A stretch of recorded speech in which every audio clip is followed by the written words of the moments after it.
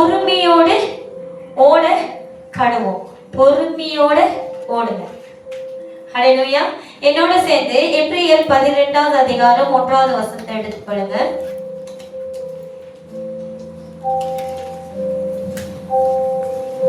புதிய ஏற்பாடுல இருக்கு. எபிரேயர் 12வது அதிகாரம் 1வது வசனம். Hebrew chapter 12 verse 1. Hebrew chapter 12 verse 1. எபிரேயர் 12வது அதிகாரம் 1வது வசனம். ஆகையால் மேகம் போன்ற இத்தனை திரளான சாட்சிகள் நம்மை சூழ்ந்து கொண்டிருக்க, பாரமான யாவற்றையும் நம்மை சுற்றி நெருக்கி நிற்கிற பாவத்தையும் தள்ளிவிட்டு, விசுவாசத்தை துவக்கிறவரும் முடிக்கிறவருமாய் இருக்கிற இயேசுவை நோக்கி நமக்கு நியமித்திருக்கிற ஓட்டத்தில் பொறுமையோடு ஓட கடவோம். ஹல்லேலூயா, ஹல்லேலூயா. ஆகையால் மேகம் போன்ற எத்தனை திரளான சாட்சிகள் நம்மை சூழ்ந்து கொண்டிருக்க. ஆமென், ஹல்லேலூயா. நம்ம இந்த உலகத்துல ஆமென் வாழும்படியாக ஜீவிக்கும்படியாக தேவன் அநேக சாட்சிகளை தேவனுடைய வார்த்தை நம்மளுக்கு அவர் ஏற்படுத்தி வைத்திருக்கிறார். ஹல்லேலூயா. அநேக சாட்சிகள்.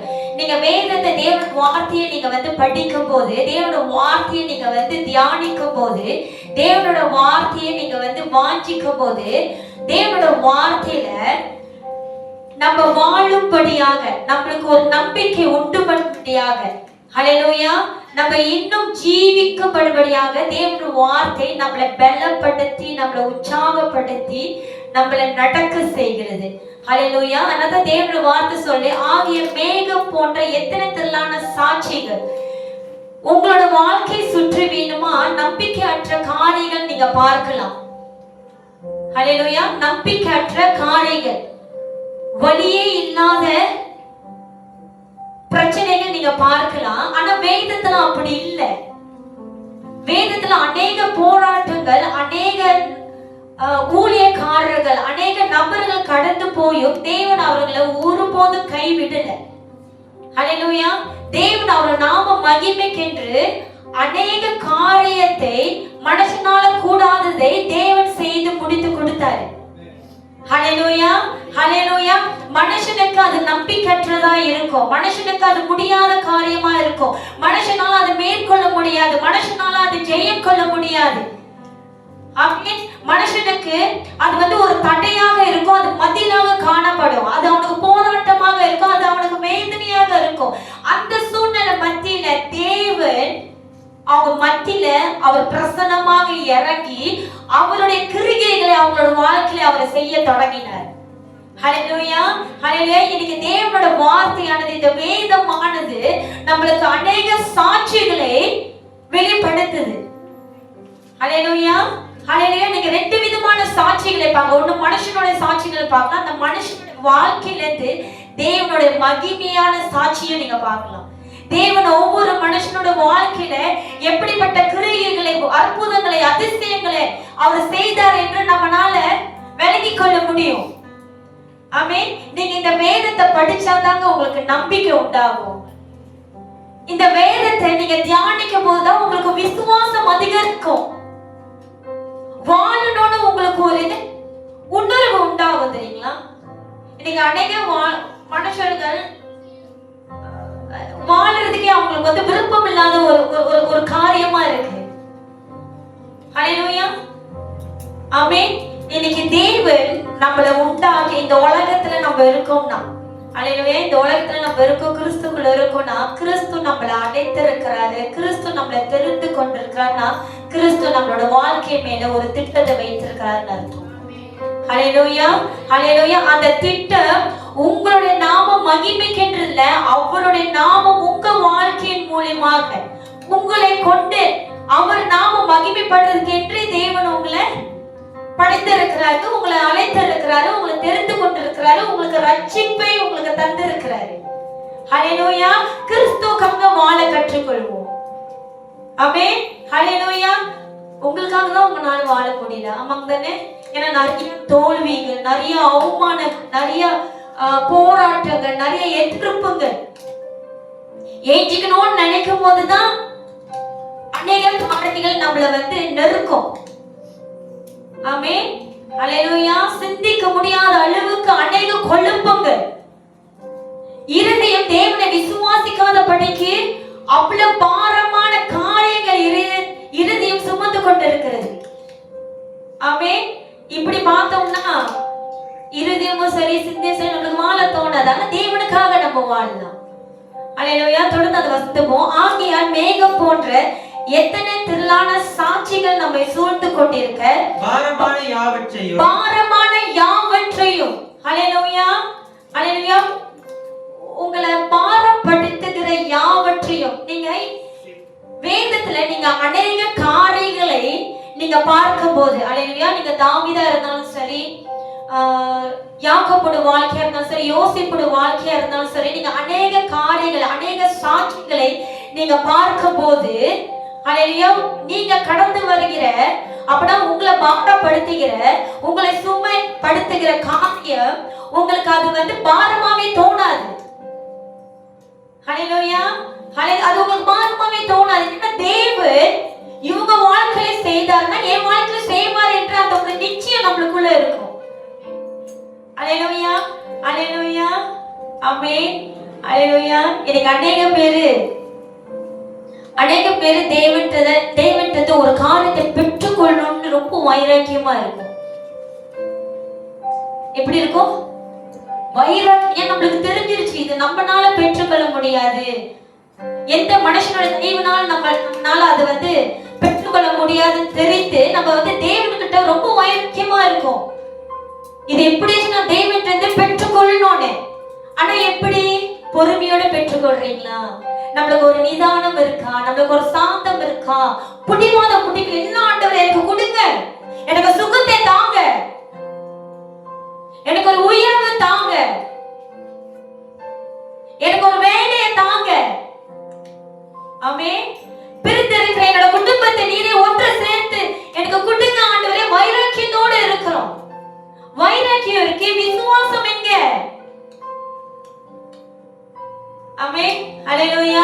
தேவன் உங்களோட வைராக்கியத்தை பார்க்கிறாரு, அதன் மேலாக உங்களோட விசுவாசத்தையும் அவர் பார்க்கிறாரு.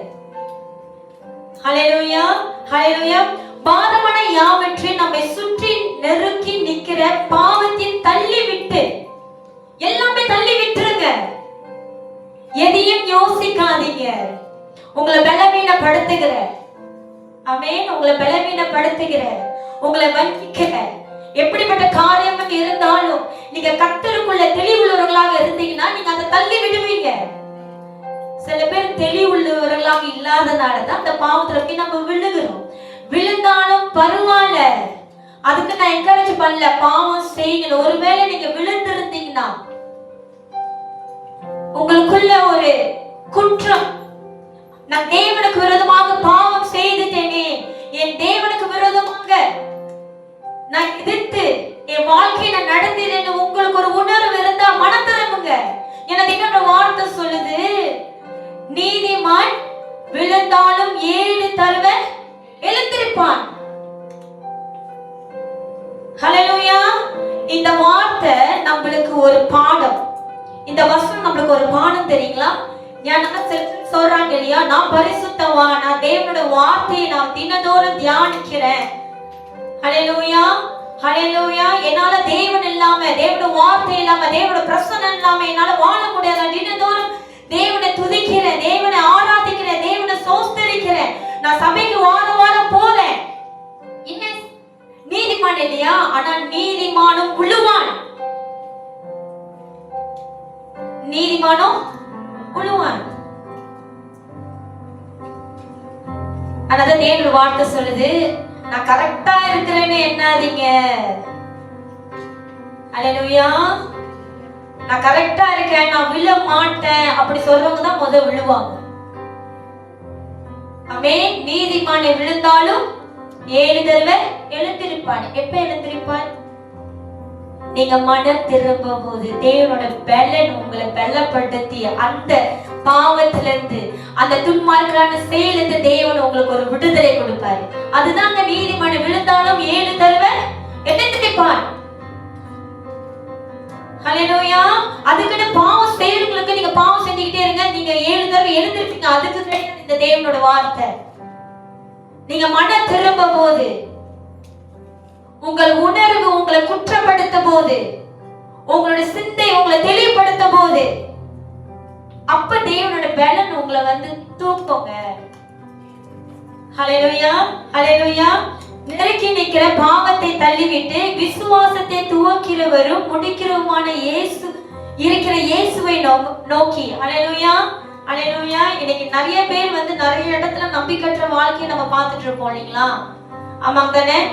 என்ன நடக்க போகுது, இது எப்படி செய்யுது, சில டைம் பிளான் போட நினைப்போம், அந்த பிளானும் வராது, மூளை வேலை செய்யாது, அப்பப்ப சேமா வேற ஆயிரும். ஹல்லேலூயா. இப்படி செய்யணும் அப்படி செய்யணும்னு நினைப்போம், ஆனா சூழ்நிலை இப்படி செய்யறதுக்கும் அப்படி செய்யறதுக்கும் அது வகை கொடுக்காது, அந்த சூழ்நிலையும் உங்களுக்கு அமையாது. ஆனா இருந்தாலும் உங்களுக்கு ஒரு நம்பிக்கை. என்ன நம்பிக்கை? தேவன் எல்லாத்தையும் பார்த்து கொள்வார், தேவன் ஒருவர் இருக்கிறாரு. ஏன்னா அந்த சூழ்நிலை மத்தியில தான் தேவனுடைய வார்த்தை நம்ம நாவல வரும். அந்த சூழ்நிலை மத்தியில தான் தேவனை நம்ம நாவ மகிமைப்படுத்தும். அந்த சூழ்நிலை மத்தியில தான் தேவனுடைய எல்லாம் நம்ம இதுவரைக்கும் படித்த தேவனோட வார்த்தையும் சரி, கேட்ட ஒவ்வொரு பிரசங்கமும் நம்மளுக்கு நினைவு மூட்டப்படும். அப்ப நம்ம என்ன பண்ணுவோம்? விசுவாசத்தின் அறிக்கையை நம்ம இடுவோம் இல்லைங்களா? விசுவாச அறிக்கையை நம்ம சொல்லுவோம். இல்ல, தேவன் என்னோட இருக்கிறாரு, சூழ்நிலை எப்படி இருந்தாலும் மனுஷர்கள் எப்படி இருந்தாலும் தேவன் என்னை ஒருபோதும் கைவிட மாட்டாரு, வெட்கப்படுத்துற இடத்துல தேவன் என்னை உயர்த்துவாரு. அது எப்படி உங்களுக்குள்ள வருது? ஹல்லேலூயா. அந்த விசுவாசம் உங்களுக்குள்ள யார் விதைத்தா? உங்களுக்கு யார் அப்படிப்பட்ட வார்த்தைகளை உங்களுக்கு வந்து கொடுத்தா? ஹல்லேலூயா. ஹல்லேலூயா. உங்களுக்குள்ள அந்த விசுவாசத்தை துவக்கினவர் தேவன் ஒருவர். ஹல்லேலூயா, ஹல்லேலூயா. நம்பிக்கையற்ற சூழ்நிலை மத்தியில திடீர்னு உங்களுக்கு ஒரு நம்பிக்கை உண்டாகுது, அது இயேசு கிறிஸ்துங்க. இயேசு கிறிஸ்து உங்களுக்குள்ள இருந்து உங்களோட ஆவியை உற்சாகப்படுத்தி உங்களுக்கு ஒரு நம்பிக்கை கொடுக்கிறாரு, ஒரு விசுவாசத்தை அவர் உருவாக்குறாரு. அந்த சூழ்நிலை மத்தியில உங்களுக்குள்ள வந்து ஒரு நம்பிக்கை இருக்கும், ஒரு விசுவாசம் இருக்கும். இவ்வளவு நாள் இல்லாத அந்த நம்பிக்கை, இவ்வளவு நாள் இல்லாத அந்த விசுவாசம் திடீர்னு இயேசு கிறிஸ்து உங்களுக்குள்ள இருந்து ஒரு தொடக்கத்தை ஆரம்பிப்பாரு. அதான் தொடக்கின் வரைக்கும் அது முடிக்கவும் தெரியும். அது வரைக்கும் பொறுமையோட காத்திருங்க. ஆமென், ஹல்லேலூயா. அந்த வசனத்தை மீண்டுமாக படிங்க. விசுவாசத்தை துவக்குகிறவரோ முடிக்கிறவரும் இருக்கிற இயேசுவை நோக்கி நமக்கு நியமித்திருக்கிற ஓட்டத்தில் பொறுமையோட ஓட கடவோம். ஹல்லேலூயா. நமக்கு நியமித்திருக்கிற ஓட்டத்தை பொறுமையோட ஓட கடவோம். ஹல்லேலூயா. சில பேர் தேவன்கிட்ட கொஞ்சம் பார்த்தோனே எப்படி இன்னைக்கு தேவனோட வார்த்தை வந்துருச்சுன்னு வச்சுக்கீங்களேன். இன்னைக்கு வந்து எலியாசுக்கு தேவனோட வார்த்தை வந்துருச்சு. நீ எங்க அவமானப்பட்டியோ, எங்க உன்னை நிந்தித்தாரோ அங்கேயே தேவன் உன்னை உயர்த்துவான்னு சொல்லிட்டாரு. நான் பொறுமையோட இருந்த அந்த வார்த்தை நிறைவேற வரைக்கும், நாளைக்கு நிறைவேறணும்னு எதிர்பார்க்க கூடாது. ஆமென். நாளைக்கு நிறைவேறும் என்று எதிர்பார்க்க கூடாது. அப்ப அந்த வாக்குத்தத்தத்தின் நிமித்தம் இன்னைக்கு எதனால் நம்ம பிழைத்திருக்கிறோம்? இவ்வளவு சொந்தனின் மத்தியில, இவ்வளவு போராட்டத்தின் மத்தியில, வியாதியின் மத்தியில, கணவர் கொடுக்கிற டார்ச்சர் மத்தியில, மனைவி கொடுக்கிற நெச்சரிப்பின் மத்தியில, பிள்ளைங்க கொடுக்கிற தொல்லைகள் மத்தியில, வேலை இடத்துல நெருக்கத்தின் மத்தியில நம்ம இன்னும் எப்படி நம்ம பிழைத்திருக்கிறோம்? தேவனோட வார்த்தை மேல வைத்திருக்கிற விசுவாசத்தினால தானே. ஹல்லேலூயா. நீங்களும் நானும் தேவனை கண்டதில்லை, ஆனா அவர் வார்த்தை மூலமாக அவரை கண்டு நம்ம விசுவாசிக்கிறோம். அந்த வார்த்தை நம்மளை பலப்படுத்துது, அந்த வார்த்தை நம்மளை உற்சாகப்படுத்துது, அந்த வார்த்தை நம்மளை தெளிவுபடுத்துது, அந்த வார்த்தை இயேசு கிறிஸ்து இன்னார் என்று நம்மளுக்கு வெளிப்படுத்துது. ஹல்லேலூயா, ஹல்லேலூயா. அப்படி இருக்கும்போது அந்த வார்த்தையை நீங்க பெற்றுக்கொண்ட நீங்க நீங்க அந்த வார்த்தையை உங்களுக்கு கொடுக்கப்படுகிற நேரத்துல பொறுமையோட ஓடி வாங்க. எப்படி? பொறுமையோட. அல்லேலூயா. என்ன சொல்றது? யாக்கோபு 1:2-4 படிங்களேன்.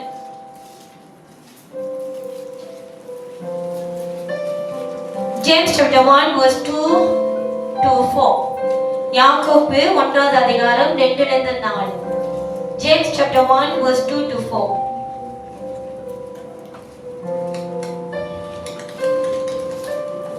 யாக்கோபு 1வது அதிகாரம் 2 ல இருந்து 4. என் சகோதரரே, நீங்கள் பலவிதமான சோதனைகளில் அகப்படும்போது, யாக்கோபு சொல்றாரு, என் சகோதரனே, என் சகோதரியே, நீங்கள் பலவிதமான சோதனைகளில் அகப்படும்போது உங்கள் விசுவாசத்தின் பரீட்சையானது பொறுமையை உண்டாக்கும் என்று அறிந்து அதை மிகுந்த சந்தோஷமாக எண்ணுங்கள். ஹல்லேலூயா. இன்னைக்கு கிறிஸ்துக்குள்ள இருக்கிற நீங்களும் நானும் பலவிதமான சோதனைகளை நம்ம கடந்து வரதான் செய்வோம். அநேக விதமான சோதனைகளை ஹல்லேலூயா நம்ம பார்க்க தான் செய்வோம். ஆமென். நான் மறுபடியும் சொல்றேன், சோதனை பிசாசினாலேயும் நம்மளுடைய செயல்களினால் மட்டுமே நம்ம படுகிறோமே தவிர தேவனால நம்ம சோதிக்கப்படுகிறதே கிடையாது. எத்தனை பேர் விசுவாசிங்க நான் தேவனால சோதிப்பேன்? இன்னைக்கு மனுஷர்கள் நிறைய பேர் சொல்றாங்க, தேவன் என்னை சோதிச்சிட்டாரு, தேவன் என் விசுவாசத்தை சோதிக்கிறாரு. நம்ம வேதத்துல எங்கேயோ படிச்சது இல்ல தேவன் விசுவாசத்தை சோதிக்கிறாரு என்று. ஹல்லேலூயா, ஹல்லேலூயா, ஆமென். அதுக்கு யாக்கோபு 1:13 எடுங்க பாப்போம்.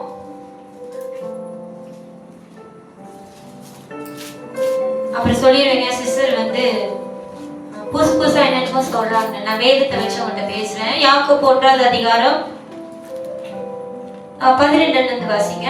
சோதனையை சகிக்கிற மனுஷன் பாக்கியவான், அவன் உத்தமன் என்று விளங்கின பின்பு கர்த்தர் தம் இடத்தில் அன்பு கூறுகிறவர்களுக்கு வாக்குத்தத்தம் பண்ணின ஜீவ கிரீடத்தை பெறுவான். சோதிக்கப்படுகிற எவனும் நான் தேவனால் சோதிக்கப்படுகிறேன் என்று சொல்லாதிருப்பான். பாருங்க, யாக்கோபு சொல்றாரு, சோதிக்கப்படுகிற எவனும் நான் தேவனால் சோதிக்கப்படுகிறேன் என்று சொல்லாதிருப்பானாக. தேவன் பொல்லாங்கினால் சோதிக்கப்படுகிறவர் அல்ல. இன்னைக்கு நீங்க கண்ணீர் சிந்துறீங்களா? நீங்க கடந்து வருகிற அந்த வாழ்க்கையின் பயணத்தை கண்டு நீங்க வியாகுலப்படுறீங்களா? உங்களுக்கு ஒரு வேதனை உண்டா? உங்களுக்கு ஒரு போராட்டம் உண்டா? ஹல்லேலூயா. ஒருவனும் சொல்லக்கூடாது நான் தேவனால் சோதிக்கப்படுகிறேன் என்று. ஏன்னா நம்மளோட தேவன் நம்மளை தீமையினால் சோதிக்கப்படுகிற தேவனே கிடையாது. எந்த ஒரு தகப்பனும் தன் பிள்ளைக்கு தீமையை கொடுத்து சோதிக்க மாட்டாரு. ஹல்லேலூயா. அதே போலதான் நம்மளோட பரமபிதாவும் நம்மளை எவ்வளவு ஆசையோடு எவ்வளவு அன்போடு உருவாக்கினார். நம்மளை அவரோட சாயலாக உருவாக்கின தேவன், அவரோட நாசையை கொடுத்து நமக்கு ஜீவனை கொடுத்த தேவன் நம்மளை பொல்லாங்கினால் தீமையினால் நம்மளை சோதிக்கப்படுவது அல்ல. தொடர்ந்து படிங்க. ஒருவனையும் அவர் சோதிக்கிறவரும் அல்ல. ஒருவனையும் அவர் சோதிக்கிறவரும் அல்ல. இவ்வளவு நாள் உங்களுக்கு அப்படிப்பட்ட சிந்தை இருந்திருந்தா இன்னைக்கு அது இல்ல. தேவன் நம்மளை ஒருபோதும் சோதிக்கிறவர் கிடையாது. இஸ்ரவேல் ஜனங்க தான் பிதாவை 10 தடவை பரீட்சை பார்த்தாங்க. ஹல்லேலூயா. எத்தனை தடவை? மனுஷன் தான் தேவனை சோதிக்கிறான். ஆனா தேவன் ஒருபோதும் தன் பிள்ளைகளை சோதிக்கிறவர் இல்ல. நடந்து படிங்க. அவன் தன் சுய இச்சையினாலே அவன் தன் சுய இச்சையினாலே இழுக்கப்பட்டு சிக்கிக் கொண்டு சோதிக்கப்படுகிறான்.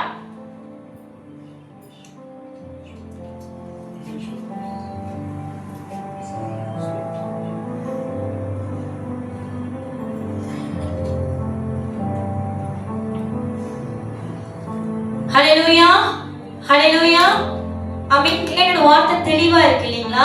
இதை நான் விலைக்கு சொல்லனா கூட உங்களுக்கே புரியும்.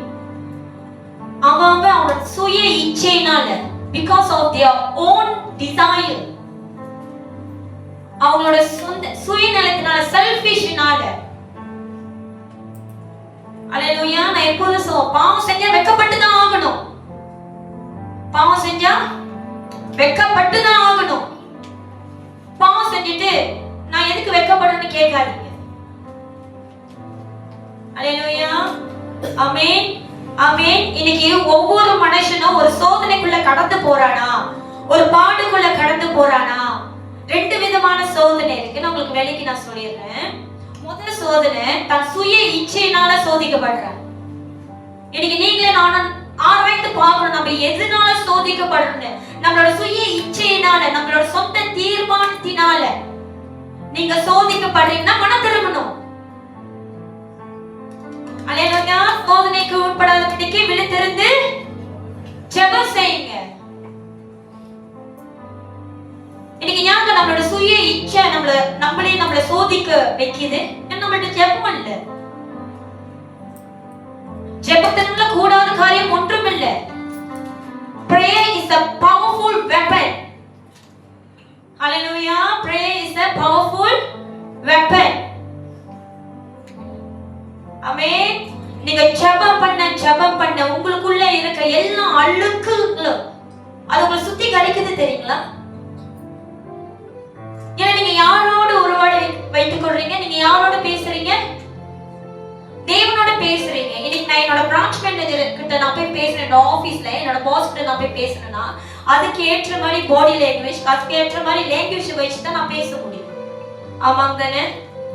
என்னோட ஒர்க்கிங் கிளிக்ஸ் நான் பேசுறேன்னா அவங்களுக்கு ஏற்ற மாதிரி என் பாஸ் கிட்ட நான் இங்கிலீஷ் பேசுறேன்னா என்னோட கிளிக்ஸ்ல நான் மலாய் தான் பேசுவேன். ஏன்னா 3 பேரும் மலாய் கருவுங்க. இங்க பேசுறதுக்கு இங்க பேசுறதுக்கு எனக்கு வித்தியாசம் உண்டு. ஏன்னா அவங்களாம் வந்து என்னோட ஒர்க்கிங் கிளேஸ் இன்னும் ஃப்ரெண்ட்லியா என்னால பேச முடியும், இன்னும் ஓப்பனா பேச முடியும்.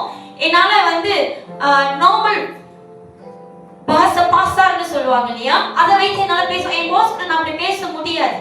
அதுக்கேற்ற மாதிரி நான் என்னை மாற்றிக்கொள்றேன். அதுக்கேற்ற மாதிரி என்னோட பாடி லாங்குவேஜ் நான் மாற்றிக்கொள்றேன். ஆமாங்க தானே? நீங்களும் அப்படித்தானே? உங்க டீச்சர்கிட்ட பேசும்போது, உங்களோட தாய் தகப்பன்கிட்ட பேசும்போது அதுக்கேற்ற மாதிரி தான் நீங்க உங்களை மாற்றிக்கொள்றீங்க.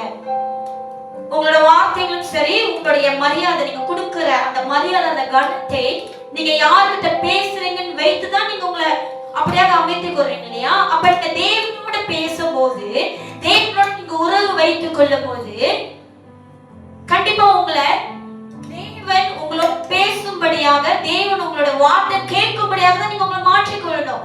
இல்லைன்னா தேவன் உங்களை மாற்றுவாரு. ஹல்லேலூயா, ஹல்லேலூயா. உண்மையில தேவனோட பேசுறதுக்கு இன்றைக்கு உங்களுக்கு எனக்கு தடை இல்லை.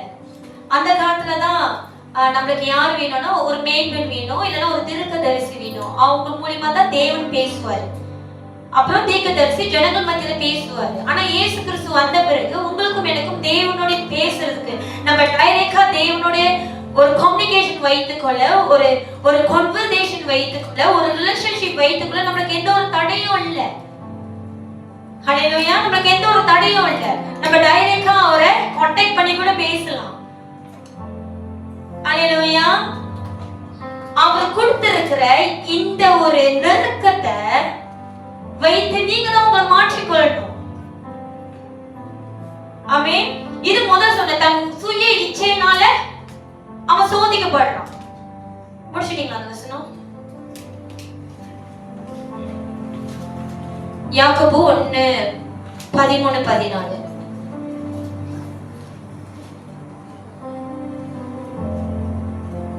படிங்க. சோதிக்கப்படுகிற எவனும் நான் தேவனால் சோதிக்கப்படுகிறேன் என்று சொல்லாதிருப்பானாக. தேவன் பொல்லாங்கினால் சோதிக்கப்படுகிறவர் அல்ல, ஒருவனையும் அவர் சோதிக்கிறவரும் அல்ல.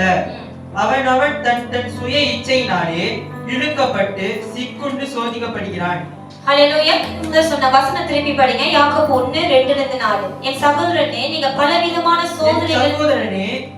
பலவிதமான சோதனைகளில் அகப்படும் போது உங்கள் விசுவாசத்தின் பரீட்சையானது பொறுமையை உண்டாக்கும் என்று. இங்க தேவனுடைய வார்த்தை என்ன சொல்லுது? உங்கள் விசுவாசத்தின் பரீட்சையானது. ஹல்லேலூயா. உங்கள் விசுவாசத்தின் பரீட்சையானது. இது உங்களோட தீர்மானம். ஹல்லேலூயா. இது யாருடைய தீர்மானம்? உங்களோட தீர்மானம். நீங்க அவங்களோட விசுவாசத்தை நம்பி இருக்கும்போது அது உங்களுக்கு விசுவாசத்தின் பரீட்சை. ஹல்லேலூயா. ஒருவேளை நீங்க பாவம் செய்திருப்பீங்க. என்ன பண்ணிருப்பீங்க? பாவம் செய்திருப்பீங்க. அந்த பாவத்தின் விளைவுகள்னால இன்னைக்கு நீங்க சோதிக்கப்படுறீங்கன்னா, நீங்க அந்த சோதனை மத்தியில அந்த சோதனை மத்தியில மேபி நீங்க பாவத்தினால சோதிக்கப்படும், மேபி நீங்க அவமானத்தை நீங்க பார்க்கலாம், ஒரு பொறுக்கணிப்பை நீங்க பார்க்கலாம். கண்டிப்பா நம்ம ஒரு தப்பு செஞ்சுட்டு நம்மள எல்லாரும் என்ன பண்ணுவாங்க, ஒதுக்கி வைப்பாங்க.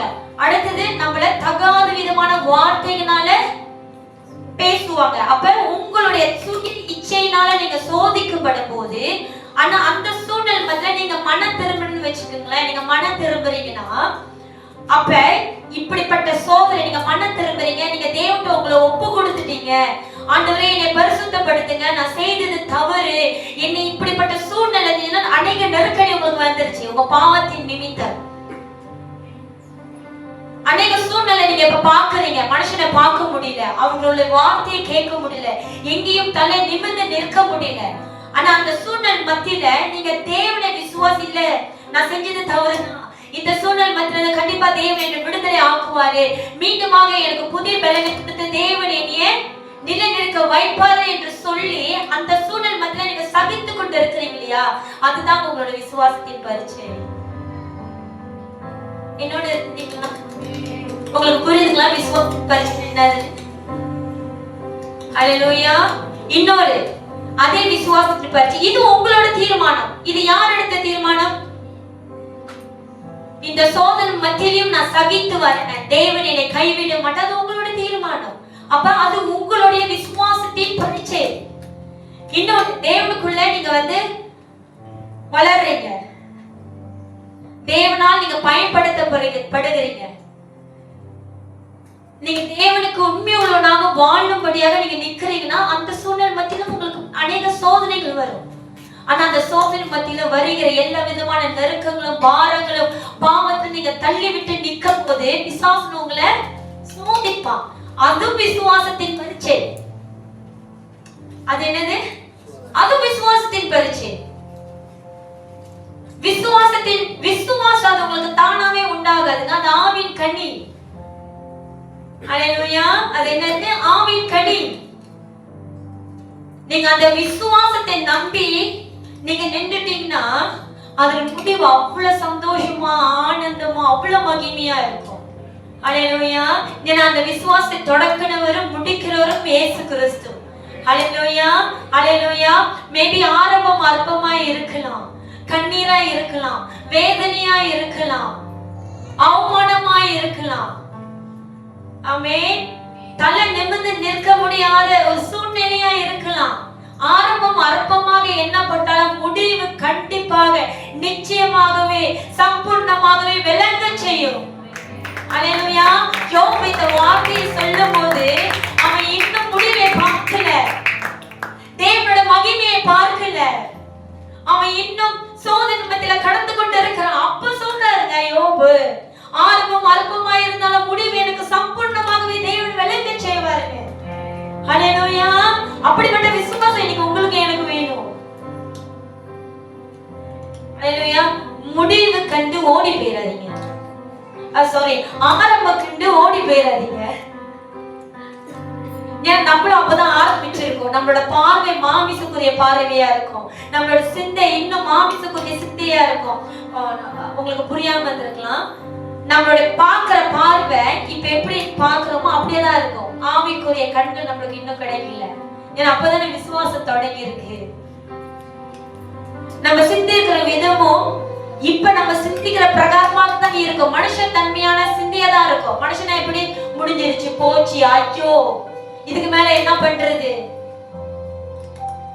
ஆமென். ஹல்லேலூயா. ஹல்லேலூயா. ஆனா நீங்க விசுவாசத்துல வளர கடுகளவு விசுவாசம் இல்லையா? கடுகளவு விசுவாசம் என்னது? பெருகிற விசுவாசத்துக்குள்ள நீங்க கடந்து போகும்போது நீங்க இப்ப சிந்தித்து கொண்டிருக்கிற அந்த சிந்தை மாறும், நீங்க பார்க்கிற விதம் மாறும், நீங்க எண்ணுகிற விதம் மாறும். ஹல்லேலூயா. ஹல்லேலூயா. எல்லாமே மாறும்.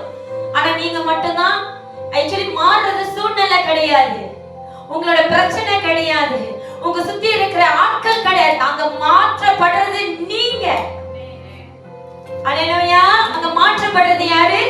நீங்க. இன்னைக்கு அநேக பேர் சூழ்நிலை மாறணும், இவங்க மாறணும், அவங்க மாறணும், அப்ப நீங்க எப்ப மாறுவீங்க? தேவன் பார்த்துக்கிட்டே இருந்தாரு, முடியாது, முதல்ல நீதான் மாறணும். ஹல்லேலூயா. நீங்க மாறிட்டீங்கன்னா நீங்க பேசுற விதம் மாறும். என்னவா மாறிடும்? விசுவாசத்தின் அறிக்கையா இருக்கும்போது அந்த விசுவாசத்தின் அறிக்கை அது நல்ல கனிகளை கொடுக்கும். ஆமென். ஹல்லேலூயா. அந்த வசனம் தொடர்ந்து படிங்க.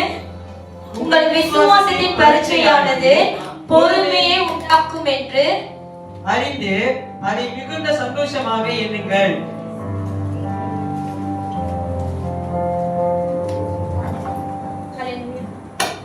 ஹல்லேலூயா. ஹல்லேலூயா. பாருங்க, உங்க விசுவாசத்தின் பரீட்சையானது பொறுமையை உண்டாக்கும் என்று. பாருங்க, இப்ப நீங்க விசுவாசிக்கிறீங்கன்னா அவசரப்படுவீங்களா? இப்ப அநேக முதல்ல நிறைய எக்ஸாம்பிள் கொடுத்துட்டேன் இல்லையா? இப்ப நீங்க இப்படிப்பட்ட சூழ்நிலை மத்தியில, இப்படிப்பட்ட போராட்டத்தின் மத்தியில, இப்படிப்பட்ட கண்ணீர்கள் மத்தியில, ஏன்னா உங்க சூழ்நிலை தேவன் அறிவாரு. அந்த சூழ்நிலை நீங்க வைத்து பாருங்களேன். வியாதியின் மத்தியில, ஒரு சுகத்தை பெற்றுக்கொள்ளணும்னு தவிக்கிற மத்தியில, ஹல்லேலூயா, அந்த சூழ்நிலை மத்தியில நீங்க அதெல்லாம் சகித்து தேவன் மேல் நம்பிக்கை வைத்து விசுவாசத்தில் நீங்க இருக்கும் போது நீங்க ஒரு இடத்திலும் நீங்க அவசரப்பட மாட்டீங்க. என்ன பண்ண மாட்டோம்? அவசரப்படவே மாட்டோம். நிறைய சிந்திக்கிறதும் உண்டு, ஆனா வாயிலிருந்து வார்த்தையை கூட நம்ம வெளியாக்க மாட்டோம். நம்மளோட ஆக்ஷன் கூட தாமதமா தான் இருக்கும். அப்படின்னா அந்த காரியத்துக்கு ஒரு சிலர் பாருங்களேன், ஒரு போராட்டம், ஒரு பிரச்சனை வந்துருச்சுன்னா என்ன பண்றது, இப்ப என்ன பண்றது, இவங்கள போய் பார்ப்போமா, அவங்கள போய் சந்திப்போமா, இவங்களுக்கு கால் பண்ணுமா, ஒரு சிலர் தன்னை நியாயப்படுத்துறதுக்காகவே அவங்களோட வாழ்க்கையை அழிச்சிருவாங்க. நீங்க எத்தனை பேருக்கு தான் உங்களை நியாயப்படுத்த போறீங்க? அல்லேலூயா. அல்லேலூயா. எத்தனை பேர் தான் நீங்க போய் உதவி தேடி நாட போறீங்க? யாரும் உதவி செய்ய போகிறது இல்ல. ஏன்னா அவங்க வாழ்க்கையில அவங்களுக்கு பல பிரச்சனைகள் உண்டு. அல்லேலூயா. அல்லேலூயா. ஆமென். அப்ப நீங்க விசுவாச பரீட்சையை, உங்கள் விசுவாசத்தின் பரீட்சையானது பொறுமையை உண்டாக்கும் என்று அறிந்து அதை மிகுந்த சந்தோஷமாக இருங்க. அதான் யாக்கோபு 1 படிக்கும் போது சோதனை சகிக்கிற மனுஷன் பாக்கியவான் என்று தேவனுடைய வார்த்தை சொல்லுது. நீங்க அதை சகித்து நீங்க வர்றபோது அங்க பொறுமையின் ஆவி உங்களோட மத்தியில கொடுக்கப்படுது. ஹல்லேலூயா. பொறுமையும் ஆவியின் கனி. விசுவாசம் எப்படி ஆவின் கனியோ, பொறுமையும் ஆவின் கனி. ஹல்லேலூயா. பாருங்க, 2 விதமான ஆவின் கனி நம்ம மத்தியில கொடுக்கப்பட்டுருச்சு சோதனை மத்தியில. அப்ப அதை நீங்க சந்தோஷமாக தானே எண்ணணும். ஆவி ஜீவன் உடையது. எப்படி உங்களுக்கு விசுவாசம் பல கனிகளை கொடுக்குதோ, அதே போல உங்களோட பொறுமையும் பல விதமான கனிகளை உங்க வாழ்க்கையில உண்டாக்கும். ஹல்லேலூயா. பல விதமான கனிகளை உங்க வாழ்க்கையிலே அது உருவாக்கும். ஆமென். தொடர்ந்து படிங்க அந்த வசனத்தை. நீங்கள் ஒன்றிலும் குறை உள்ளவர்களாய் இராமல் பூரணராயும் நிறைவுள்ளவர்களாயும் இருக்கும்படி பொறுமையானது பூரண கிரியை செய்ய கடவுது. பாருங்க, இங்க யாக்கோபு இன்னொரு காரியத்தை அழகா சொல்றாரு. நீங்க ஒன்றிலும் குறை உள்ளவர்களாக இராமல். ஆமென். நீங்க விசுவாசத்தின் பரீட்சையை நீங்க கடந்து போகும்போது அது உங்களுக்கு என்ன உண்டாக்குமா? பொறுமையை உண்டாக்கும். நீங்க ஒன்றிலும் குறை உள்ளவர்களாக இல்லாதபடிக்கு பூரணராயும் நிறைவுள்ளவர்களாயும் இருக்கும்படி பொறுமையானது பூர்ண கிரியை செய்ய கடவுது. அப்பனா நீங்க பொறுமையா இருக்கிறீங்களா? பொறுமையோட போங்க, பொறுமையோட ஓடுங்க, பொறுமையோட பேசுங்க, பொறுமையோட எல்லாமே கிறிஸ்து நிமித்தமாக செய்ய கற்றுக்கொள்ளுங்க. ஏன்னா அந்த பொறுமையானது, உங்களோட பொறுமை எவ்வளவு கஷ்டம் தெரியுங்களா? ஒரு மாசம் பொறுமையா இருக்கலாம், 1.5 மாசம் பொறுமையா இருக்க முடியும். ஆனா 2வது மாசம் வந்துருச்சுன்னா நம்ம விரும்புகிறது, நம்ம எதிர்பார்க்கிற காரியம் நம்ம பெற்றுக்கொள்ளாத பட்சத்துல நம்மளுக்கு ஒரு வெறுப்பு வரும், ஒரு ஆதங்கம் வர ஆரம்பிச்சிடும், ஒரு கோபம் வரும். யார் மேல படுறோம்? ஒண்ணு நம்ம மேல படுவோம், இல்ல நம்ம படைத்த தேவன் மேல படுவோம். ஹல்லேலூயா. ஹல்லேலூயா. அதான் யாக்கோபு சொல்றாரு, நீங்க ஒன்றிலும் குறைவுள்ளவர்களாக இராதபடிக்கு பூரணராயும் நிறைவுள்ளவர்களாகவும் இருக்கும்படி உங்களோட பொறுமை அதோட பூர்ண கிரியை செய்யும்படிக்கு இடம் கொடுங்க. தேவனோட வார்த்தை சொல்லுது, உங்களோட பொறுமை அது கிரியைகளை செய்யுமா. ஹல்லேலூயா. ஏதாச்சும் உங்களோட பொறுமை என்ன செய்யுமா? கிரியைகளை செய்ய தெரியுங்களா? பொறுமை சும்மான்னு நினைக்காதீங்க. ஹல்லேலூயா. அந்த பொறுமையானது உங்களுக்கு பூர்ணத்தையும் நிறைவையும் உண்டாக்கும். ஹல்லேலூயா. அது மட்டும் இல்ல, யாக்கோபு சொல்றாரு, நீங்க ஒன்றிலும் குறை உள்ளவர்களாக இராதபடிக்கு அந்த பொறுமையை நீங்க கடைபிடிங்க. ஹல்லேலூயா. அந்த பொறுமையில தேவன் ஆசீர்வாதத்தை வைத்திருக்கிறாரு. அந்த பொறுமையில தேவன் ஒரு நிறைவை வைத்திருக்கிறாரு. ஆமென். நீங்க படுகிற, நீங்க கடந்து வருகிற அந்த பொறுமையில அங்க தேவ ஆவியானவர் உண்டு. ஹல்லேலூயா. அந்த பொறுமையில தேவ ஆவியானவர் அவருடைய கிரிகைகளை அவர் செய்து கொண்டே இருக்கிறார். ஹல்லேலூயா. ஹல்லேலூயா. நீங்க அதை இழந்து போகாதபடிக்கு உங்களோட பொறுமையை நீங்க இழந்து போகாதீங்க. நான் எப்போதும் மனைவிகளுக்கு சொல்றது, திருப்பி மனைவி வந்துட்டீங்களா? ஹல்லேலூயா. பொறுமையா இரு. ஹல்லேலூயா. ஹல்லேலூயா. நான் ஆண்களுக்கு குறிச்சு எது சொல்ல முடியும், ஏன்னா அவங்க என்ன கவுன்சிலிங் வருது இல்ல, ஆலோசனைக்கு. பெண்கள் பொறுமையா இருங்க. எல்லா மனைவியும் கணவர் என்னை புரிஞ்சுக்கணும், கணவர் என்னை புரியும், உங்களையும் உங்களாலேயே புரிஞ்சுக்க முடியல. இன்னைக்கு என்ன வேணும், நாளைக்கு என்ன வேணும்னு நம்மளுக்கே தெரியாது. கணவர் புரிஞ்சுக்க மாட்டாங்க. நான் சொல்றது அவருக்கு புரியவே, என்னது சஞ்சின பதில் சொல்லுது, நான் சொல்றது அவருக்கு தெரியுது தானே, சொன்னா புரிய மாட்டேது, அவரு புரிஞ்சுக்க மாட்டா. அப்ப ஏன் எதிர்பார்க்கறீங்க? இப்ப இது யாரோட தவறு? இப்ப நம்மளுக்கு இந்த கடைக்கு போனா இந்த ஜாமா இருக்காதுன்னு நம்மளுக்கு தெரியும். எல்லாம் பாருங்க, எல்லா காய்கறி வாங்குறதுக்கு அவங்களுக்குன்னு ஒரு சொந்த விருப்பம், ஒரு கடை வச்சிருக்கீங்க.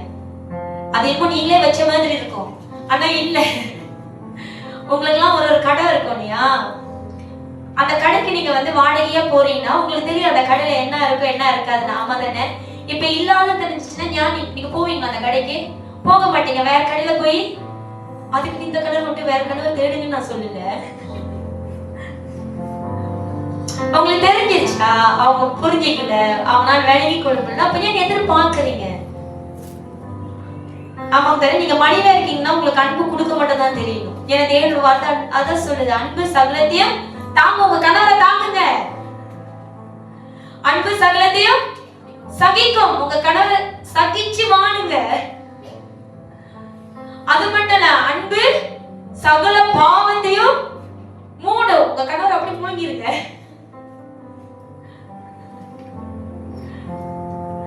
அல்லேலூயா, அல்லேலூயா, அல்லேலூயா. இன்னைக்கு தவறுலாம் நம்ம மேல வைத்துட்டு நம்ம மத்தவங்களை குற்றம் சாட்டி மத்தவங்களை நம்ம குறை சொல்லி ஒன்றுமே இல்லை.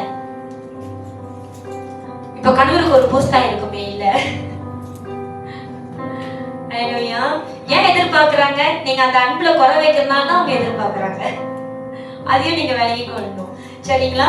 சோ நீங்க ஒன்றிலும் குறை உள்ளவர்களாக இராமல் பூரணராயும் நிறை உள்ளவர்களாகவும் இருக்கும்படி பொறுமையானது பூர்ண கிரியை செய்ய கடவுது. அல்லேலூயா. உங்களுக்குள்ள இருக்கிற அந்த பொறுமையை நீங்க காற்றுக்கொள்ளுங்க. ஆமென். ஒரு சிலரு அந்த பொறுமையே இருக்காது, வாய்க்கு வந்ததெல்லாம் பேசுறது. நிதானமாக பேசுங்க. நான் ஏற்கனவே சொன்னது போலதான், மெத்தியும் சுவிசேஷ புஸ்தகம் நீங்க பாத்தீங்கன்னா, நீங்க ஒருத்தர் வீட்டுக்கு நீங்க போறீங்கன்னா சமாதானம் உண்டாகுதுன்னு நீங்க சொல்லும் போது அவன் சமாதானத்துக்கு பாத்திரனாக இருந்தானா நீங்க சொன்ன வார்த்தை அது அவனுடைய தங்கும். ஏன்னா அவன் அந்த சமாதானத்துக்கு பாத்திரம். அப்படின்னா அவனும் சமாதானத்தை எதிர்பார்க்கிறவனா இருக்கான், அவனும் சமாதானத்தை உண்டு பண்ணுகிற மனுஷனா இருக்கிறதுனால நீங்க சொல்லுகிற அந்த வார்த்தை சமாதானம் உண்டாகுது, அது அங்கேயே தங்கும். அது அவனுக்கு இன்னும் சமாதானத்தை பெருகப்படும். ஒருவேளை அவன் சமாதானத்துக்கு பாத்திரனாக இல்லைன்னா அந்த வார்த்தை மீண்டுமாக சொன்னவனுக்கே போய் திரும்பும். அப்படின்னா இந்த வார்த்தை அவனுக்கு சமாதானத்தை உண்டு பண்ணும். கரெக்டுங்களா? நீங்க உங்களோட பொறுமையை இருந்து நீங்க ஒவ்வொரு வார்த்தையும் நீங்க விட்ட போது துப்பாக்கி காட்டிலும் நம்ம ஃபாஸ்டா விடுவோம் பாருங்க நம்மளோட வார்த்தைய. அவரு இல்ல அவங்க அந்த வார்த்தைக்கு பாத்திரனாக இல்லைன்னா அந்த வார்த்தை மீண்டுமாக எங்க திரும்பும்? நமக்கு தான் திரும்பும். அப்ப சொன்ன வார்த்தையை யார் அதோட பலனை அனுபவிக்கிறான்? சொன்னவங்களே அனுபவிக்கிறாங்க. அல்லேலூயா. நம்ம ஈஸியா மற்றவங்களுக்குன்னு சொல்லி நம்ம அந்த வார்த்தையை நம்ம போடுறோம் இல்லைங்களா? இல்ல, நீங்க ஒரு வார்த்தையை நீங்க பேசும்போது ஏன்னா தேவன் எப்படியாவது நம்மளை நியாயத்து இருக்கிறாரா? சத்தியத்தின் பிரகாரமாக நம்ம நியாயத்து இருக்கிறாரு. நம்மளுடைய கிரியின் பிரகாரமாக நம்ம நியாயத்து இருக்கிறாரு. அடுத்தது நம்மளுடைய வார்த்தை மூலமாக நம்மள நியாயத்து இருக்கிறவராக இருக்கிறாரு. அல்லேலூயா. அப்ப நீங்க சத்தியத்திலையும் நீங்க ஜாக்கிரதையா இருக்கணும், உங்களுடைய கிரியிலையும் நீங்க ஜாக்கிரதையா இருக்கணும், நீங்க பேசுகிற வார்த்தையிலும் நீங்க ஜாக்கிரதையா இருக்கணும். ஏன்னா இந்த 3 காரியமும் உங்களை நியாயத்து இருக்குது. அல்லேலூயா, அல்லேலூயா. அப்ப நீங்க இந்த 3 காரியத்திலும் நீங்க வந்து ஜாக்கிரதையாக இருக்கிறவர்களாக நீங்க இருக்கணும். அலட்சியப்படுத்தாதீங்க. ஆமென். அல்லேலூயா. பொறுமை ரொம்ப முக்கியம் தெரியுங்களா? இன்னைக்கு பொறுமை இல்லாம தான் அநேக குடும்பம் இன்னைக்கு வந்து உடைஞ்சு போகுது. பொறுமை இல்லாம தான் அநேக கணவன் மனைவிக்குள்ள அநேக கருத்து வேறுபாடுகள்.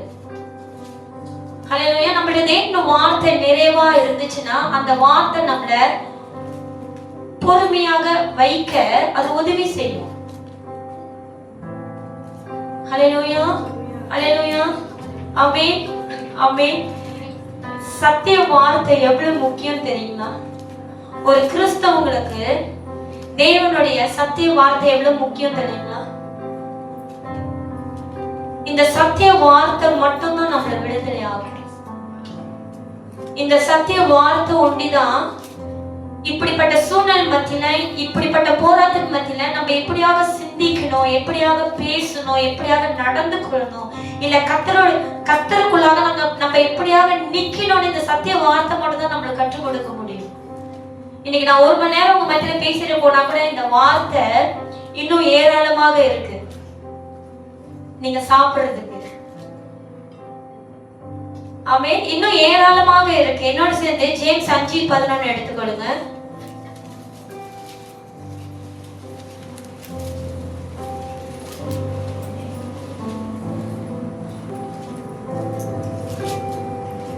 யாக்கோபு 5, James chapter 5 verse 11. இதோ பொறுமையாக இருக்கிறவர்களை பாக்கியவான்கள் என்கிறோமே. பாருங்க, பொறுமையாக இருக்கிறவன் பாக்கியவான் என்று தேவனுடைய வார்த்தை சொல்லுது. அல்லேலூயா. பொறுமையா இருக்கிறவங்க பாக்கியவான். யோபின் பொறுமையை குறித்து கேள்விப்பட்டிருக்கிறீர்களே. யோபு பத்தி பேசாத சபையே இருக்காது. அல்லேலூயா. யோபுனால எப்படி அவ்வளவு பொறுமையை அவரால கடைபிடிக்க முடிஞ்சது என்று அந்த மனுஷனுக்கு மட்டும் தான் தெரியும். ஏன்னா அவரோட பாடு நம்ம வாழ்க்கையில இல்ல. ஆமென். அவனோட பாடு நம்ம வாழ்க்கையில இல்ல. அவனை போல அவனோட ஆஸ்தியும் அவனோட பிள்ளைகளும் நம்ம இழந்து போல தேவன் இன்னும் நம்மளை ஆசீர்வதித்து நம்ம சுகமான ஒரு வாழ்வை கொடுத்து வைத்திருக்கிறாரு. ஆனா யோபு அவனுக்குள்ள இருந்தது அனைத்தையும் அவன் இழந்து போனான். அது காட்டிலும் எல்லாமே இழக்க வச்சவரு மனைவி மட்டும் கூட இருந்துட்டாங்க. அது சப்போர்ட்டிவ் இல்ல. அப்பனா தன்னோட ஆவியை அந்த சூழ்நிலை மத்தியில தன்னோட ஆவியை உற்சாகப்படுத்துற போல ஒரு மனைவி கிடைக்கல யோபுக்கு. அந்த சூழ்நிலை மத்தியிலையும் நீங்க தேவனோட யோபு நீங்க படிச்சீங்கன்னா யோபு எந்த இடத்துலயும் தன்னோட வார்த்தையினால அவன் பாவம் செய்யலன்னு போட்டிருக்கு. தேவனுக்கு விரோதமாக தன்னோட வார்த்தையினால அவன் எங்கேயும் பாவம் செய்யல. அவனுக்கு நடந்த எல்லா காரியத்தையும் அவன் தன்மேலேயே தூக்கி போட்டானே தவிர தேவன் என்னை சோதித்தார் என்று அவன் எங்கேயும் சொல்லல. அவன் சொன்னாலும் அது நன்மைக்குத்தான் என்று அவன் எண்ணி அந்த சோதனை மத்தியில அவன் கடந்து போனான். அவனோட பொறுமை தெரியுங்களா? தன்னோட மனைவியும் தன்னோட 3 கூட்டாளிகளும் நீ உன் ஜீவனை விட்டுருந்தா வலுப்படுத்தினாங்க. அல்லேலூயா. ஆனா அவனோட சூழ்நிலையும் அப்படிதான் இருந்தது. எதற்காக வாழணும், எதுக்காக நான் இன்னும் ஜீவிக்கணும், எல்லாமே போச்சே. அவனோட சூழ்நிலை அப்படிதான் இருந்தது. சூழ்நிலை அப்படி இருந்தது பரவாயில்ல, கூட இருக்கிற மனுஷனாச்சும் நம்ம நம்மளோட விசுவாசத்தை அதிகரிக்கிறவங்களாக இருக்கணும். ஆனா நம்ம விசுவாசத்தை குலைக்கிறவர்களாகவும் எதுக்காக வாழணும்னு இன்னும் நம்மளை மட்டத்தற்றவங்களாக இருந்தா நம்ம அப்படிப்பட்ட தீர்மானம் தான் இருப்போம். ஆனா யோபு அவனோட நம்பிக்கை, அவனோட விசுவாசம், அவனோட எதிர்பார்ப்பு, அவனுடைய அடைக்கலம் தேவனாக மட்டும்தான் இருந்தாரு. அல்லேலூயா, தேவனாக மட்டும்தான் இருந்தாரு. பொறுமையை குறித்து கேள்விப்பட்டு இருக்கிறோம். கர்த்தருடைய செயலில் முடிவையும் கண்டிருக்கிறீர்கள். கர்த்தர் மிகுந்த உருக்கமும் இரக்கமும் உள்ளவராய் இருக்கிறாரே. பாருங்க, யோபோட வாழ்க்கையை நம்ம பார்த்திருக்கோம். அவனோட ஆரம்பம் இப்படியாக இருந்தது, அவனோட முடிவு நம்ம பார்த்திருக்கோம் இல்லைங்களா? அல்லேலூயா. அவன் எழுந்தது காட்டிலும் தேவன் பல மடங்கு அவனை ஆசீர்வதித்தாரு. அது எதனால? அவனுடைய பொறுமையானது பூர்ண கிரியையை செய்தது. அல்லேலூயா. அந்த ஜனங்கள் மத்தியில, அப்படிப்பட்ட சூழ்நிலை மத்தியில அவன் பொறுமையாக கடந்து வந்தது. பாவம் செய்யாமல் எல்லா நேரத்திலும் தேவனை துதித்து, அல்லேலூயா, அந்த பொறுமையானது அவனுக்கு பூர்ண ஒரு கிரியை செய்ய அவர் இடம் கொடுத்தாரு. அது மட்டும் இல்ல, தேவனோட வார்த்தை சொல்லுது, தேவன் இரக்கமும் தேவன் மிகுந்த உருக்கமும் இரக்கமும் உள்ளவராய் இருக்கிறாரே. நம்மளோட தேவன் நம்மளுக்கு மிகுந்த இரக்கமும் உருக்கமும் உள்ளவராக இருக்கிறார். நான் ஏற்கனவே இது ஏவோ மனுஷன பேசிருந்தேன். நீங்க தேவனை குறிச்சு ஏதாச்சும் நீங்க சொல்றீங்களா? நம்மள படைத்த தேவனை, இயேசு கிறிஸ்துவ ஆவியானவரை குறிச்சு நீங்க ஏதாச்சும் சொல்றீங்களா? அவர் பொறுமையோட தான் இருப்பார். உடனடியா தேவன் உங்களை பட்சிக்கிற தேவன் கிடையாது. உடனடியாக உங்களை பட்சிக்கிற தேவன் கிடையாது. நீங்களே யோசிச்சு பாருங்க, எத்தனை தடவை அந்த தேவனை நீங்க ஏசிருப்பீங்க? எத்தனை தடவை உங்க கிரியை நிமித்தமாக அவரை நீங்க மறுதளிச்சிருக்கீங்க? எனக்கு இந்த இயேசு வேணாம்னு சொன்னாதான் நீங்க மறுதளிக்கிறீங்க இல்ல, உங்களோட கிரியை அது தேவனுக்கு விரோதமாக இருந்தாலும் அது பேர் மறுதளிப்பது. அல்லேலூயா, அல்லேலூயா, அது மறுதளிக்கிறது. நீங்க யோசிச்சு பாருங்க, தேவன் அவர் பொறுமையா இருந்து நம்ம மனம் திரும்பும்படியாக அவர் காத்திருக்கிறார். ஆனா நீங்க அவரோட பிள்ளைகளை நீங்க தொட்டு பாருங்களேன். அல்லேலூயா. அவருக்கு உண்மையாக விசுவாசமாக இருக்கிற பிள்ளையை தொட்டு பாருங்களேன். தேவனோடு உடனடியாக இறங்குகிற தேவனாக இருக்கிறார்.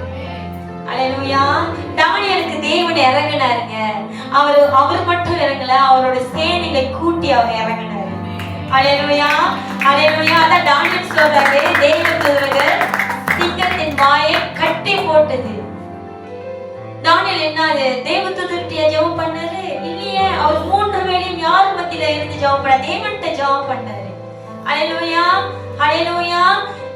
தேவன் நம்ம மேல இரக்கமும் உருக்கமும் படுகிற தேவனா இருக்கிறார்.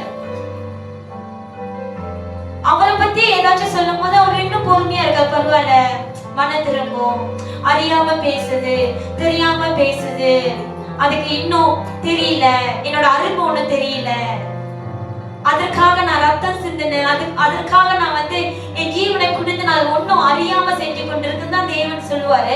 ஆனா நீங்க அவரோட பிள்ளையை தொட்டு பாருங்களேன், அவர் சும்மா இருக்க மாட்டார். அல்லேலூயா. அவரோட பிள்ளைகளுக்காக யுத்தம் செய்கிற தேவனாக இருக்கிறார். அல்லேலூயா, அல்லேலூயா. நீங்க முழங்கால் போடுங்க, உங்க கண்ணீரை தேவன் சமூகத்துல சிந்துங்க.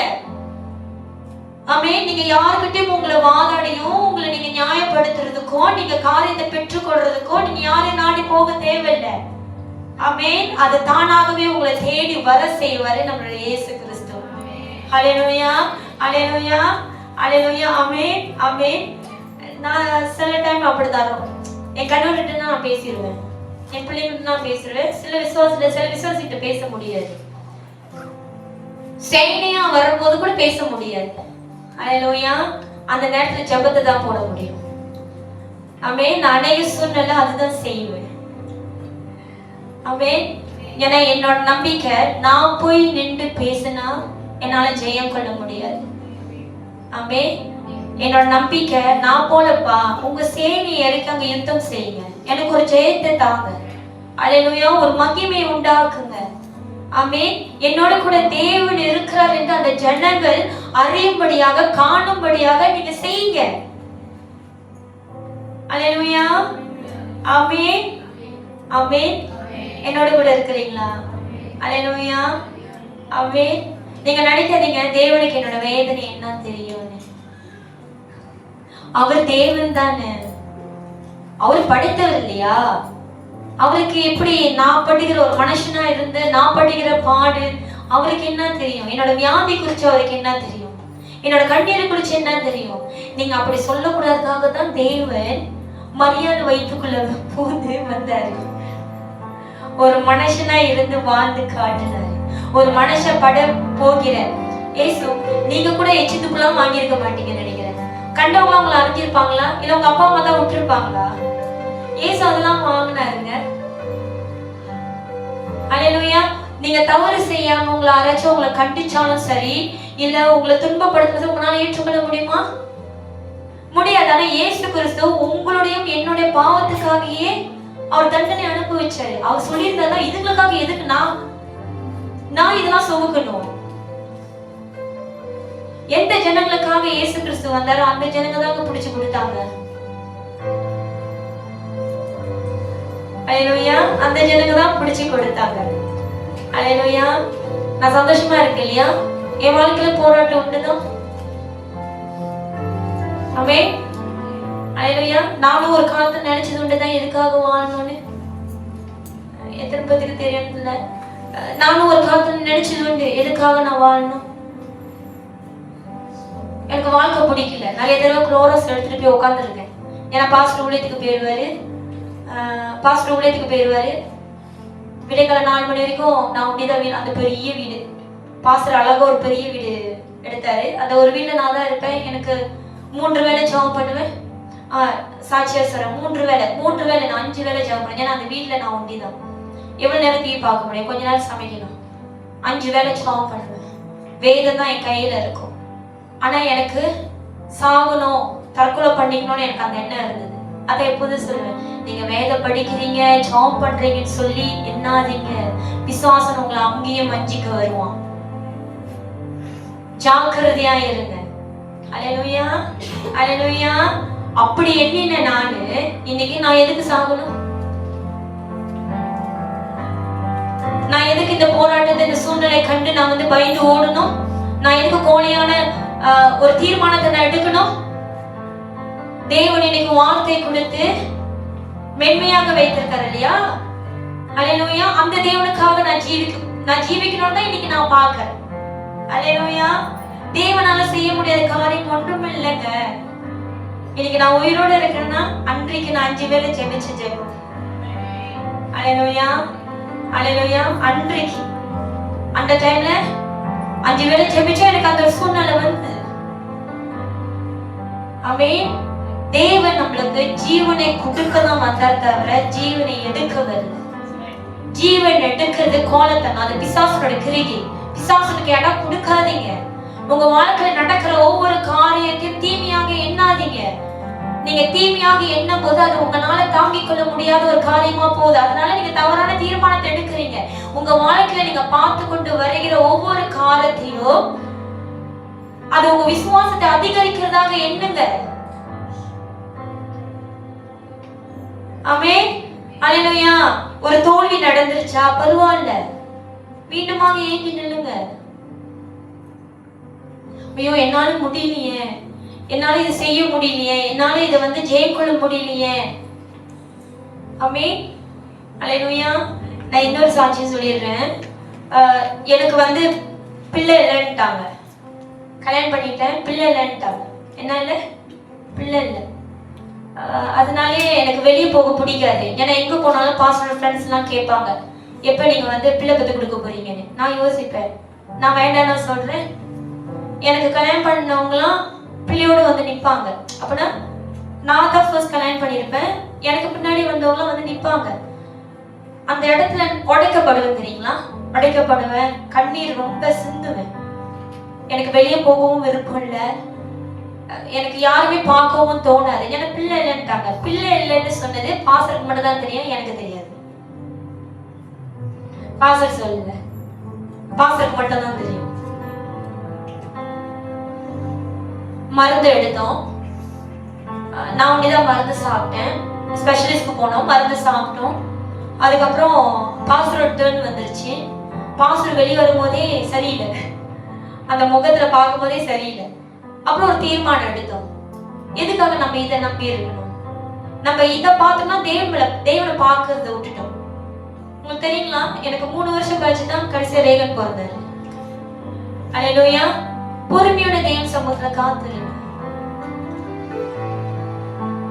அல்லேலூயா. எந்த டாக்டர் எனக்கு பிள்ளை இல்லைன்னு சொன்னாங்களோ என் கணவர் நான் கூட்டு போக சொன்னேன். நான் 9 மாசமா இருக்கும்போது நான் அந்த டாக்டர்கிட்ட நான் போய் காட்டணும், என் தேவன் எனக்கு பெரிய காரியை செய்தார்.